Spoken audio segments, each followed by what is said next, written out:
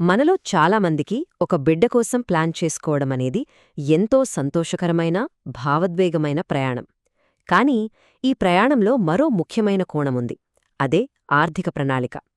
చాలా జంటలు ఈ ఆర్థిక విషయాన్ని పెద్దగా పట్టించుకోరు. అందుకే ఈరోజు మనం భారతదేశంలో మెటర్నిటీ ఇన్సూరెన్స్కి సంబంధించిన కొన్ని కఠినమైన నిజాలను, అంటే ప్రతి ఒక్కరూ తెలుసుకోవాల్సిన అసలు విషయాలను స్పష్టంగా, వివరంగా అర్థం చేసుకోబోతున్నాం. డాక్టర్ ప్రశాంత్ చెప్పిన ఈ మాటలు వినటానికి కొంచెం కఠినంగా ఉన్నా ఇవి భారత ఇన్సూరెన్స్ వ్యవస్థలోని ఒక అతిపెద్ద నిజాన్ని సూటిగా చెబుతున్నాయి. ఇది కేవలం ఓ కొటేషన్ కాదు, ఇది ఒక హెచ్చరిక. ఇంతకీ ఈ మాటల్లో అంత లోతైన అర్థం ఏముందో ఇప్పుడు మనం వివరంగా చూద్దాం. సరే, మొదటగా అసలు ఇన్సూరెన్స్ వాస్తవ పరిస్థితి ఏంటో ఒక్కసారి చూద్దాం.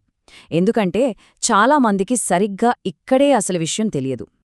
ఇది చాలా సూటిగా స్పష్టంగా ఉన్న విషయం. ఇన్సూరెన్స్ అనేది ఎప్పుడూ భవిష్యత్లో జరగబోయే దానికోసం తీసుకునే ఒక ముందు జాగ్రత్త చర్య, అంతేగాని ఇప్పటికే మొదలైన దానికోసం కాదు. చాలా జంటలు ప్రెగ్నెన్సీ కన్ఫర్మ్ అయ్యాక ఆ 2 గీతలు చూసిన తర్వాత పాలసీ కొందామని అనుకుంటారు. కానీ నిజం చెప్పాలంటే భారతదేశంలో అలా చేయడం అసాధ్యం. ఇప్పుడు మనం ఈ మొత్తం టాపిక్లోనే అత్యంత కీలకమైన పదం గురించి మాట్లాడబోతున్నాం. అదే వెయిటింగ్ పీరియడ్.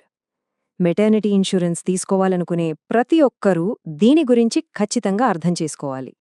సింపుల్గా చెప్పాలంటే, మీరు పాలసీ కొన్న తర్వాత కూడా కొంతకాలం పాటు మీరు మెటర్నిటీ ఖర్చులను క్లెయిమ్ చేయలేరు. ఈ కాలంలో ప్రీమియంలు మాత్రం కడుతూనే ఉండాలి, కానీ ప్రెగ్నెన్సీకి సంబంధించిన ఏ కవరేజ్ కూడా మనకు అందదు. ఇది ఒక తప్పనిసరి నిబంధన. దీన్ని ఎవ్వరూ మార్చలేరు. మరి ఈ వెయిటింగ్ పీరియడ్లు ఎలా పనిచేస్తాయో చూద్దాం. చాలా పాలసీలకు సాధారణంగా 2 ఏళ్ల వెయిటింగ్ పీరియడ్ ఉంటుంది. ఇక్కడ గుర్తుంచుకోవాల్సిన విషయమేంటంటే, ఈ సమయం పాలసీ కొన్న రోజునుంచే మొదలవుతుంది, గర్భం దాల్చిన రోజునుంచి కాదు. ఉదాహరణకు, మీ పాలసీకి 2 ఏళ్ల వెయిటింగ్ పీరియడ్ ఉందనుకుందాం. అంటే బిడ్డ పుట్టే సమయానికి మీ పాలసీకి 24 నెలలు పూర్తవ్వాలి.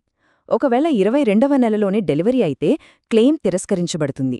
అస్సలు ఒక్క రూపాయి కూడా రాదు. చాలామంది చేసే పెద్ద తప్పు ఇదే.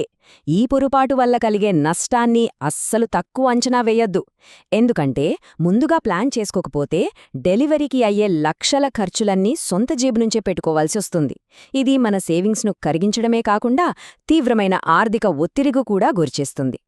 సరే, ఇప్పుడుదాకా మనం హెచ్చరికలు, నియమాల గురించే మాట్లాడుకున్నాం కదా. ఇప్పుడు కొంచెం పాజిటివ్గా ఆలోచిద్దాం.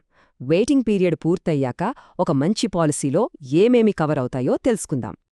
ఒక మంచి పాలసీలో నార్మల్ డెలివరీ అయినా, సి సెక్షన్ అయినా రెండిటినీ కవర్ చేస్తుంది. అంతేకాదు, హాస్పిటల్లో చేరడానికి 30 రోజుల ముందు అయ్యే చెకప్లు, మందుల ఖర్చులు, అలాగే డిశ్చార్జ్ అయినా 60 రోజుల తర్వాత అయ్యే ఫాలోఅప్ ఖర్చులను కూడా కవర్ చేస్తుంది.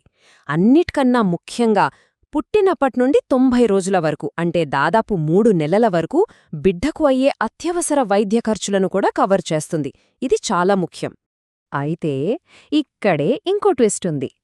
పాలసీ చేతిలో ఉన్నంత మాత్రాన అన్నీ అయిపోయినట్టు కాదు. ఆ పాలసీ డాక్యుమెంట్లోని చిన్న చిన్న అక్షరాలలో, అంటే ఫైన్ ప్రింట్లో కొన్ని ఆర్థికపరమైన చిక్కులు దాగి ఉంటాయి. మనం పాలసీ తీసుకున్నప్పుడు డాక్యుమెంట్ చూడగానే ముందుగా మనకు కనిపించేది ఇదే: మొత్తం కవరేజ్ 10 లక్షల రూపాయలు. వావ్, భలే ఉంది కదా అనిపిస్తుంది.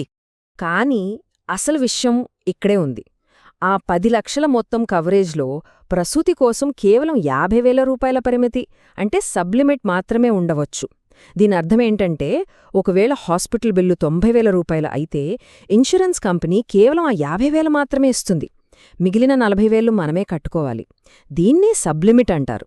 ఇది చాలామందికి తెలీదు.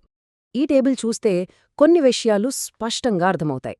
ఉదాహరణకు, రూమ్ రెంట్ క్యాపింగ్. ఇదొక పెద్ద ఆర్థిక ఉచ్చులాంటిది. పాలసీలో జనరల్ వార్డ్ మాత్రమే కవర్ అవుతుందని ఉంటే, మనం ప్రైవేట్ రూమ్ తీసుకుంటే ఆ తేడా మాత్రమే కాదు, డాక్టర్ ఫీజులు, ఇతర ఛార్జీలలో కూడా దామాషా పద్ధతిలో కోత విధిస్తారు. అలాగే ఐవీఎఫ్ వంటి సంతాన సాఫల్య చికిత్సలు, డైపర్లు లాంటి వైద్యేతర వస్తువులు దాదాపు ఏ పాలసీలోనూ కవర్ కావు. ఇంతా విన్న తర్వాత మరిప్పుడు ఏం చెయ్యాలి అని అనిపిస్తుంది కదా. దానికే ఈ చెక్లిస్ట్. సరైన పాలసీని ఎంచుకోవడానికి, సరైన ప్రశ్నలు అడగడానికి ఈ ప్లాన్ మనకు సహాయపడుతుంది. కాబట్టి ఈ 3 చాలా కీలకమైన అంశాలు. 1.